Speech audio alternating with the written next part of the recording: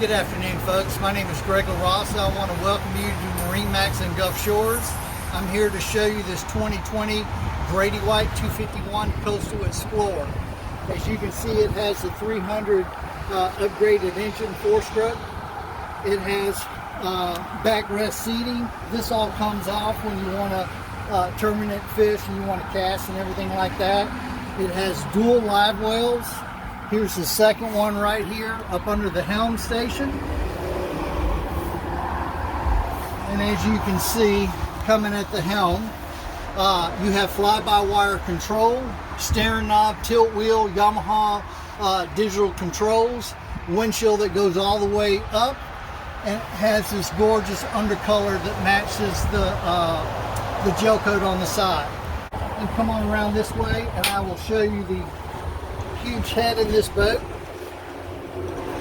and that has pump out so you don't have to carry it on and off. You have a cooler seat up here, so that turns into a cooler with backrest.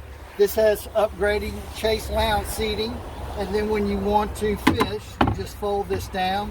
As you can see, it has rod holders, cup holders, tackle drawers, and ample storage all the way across.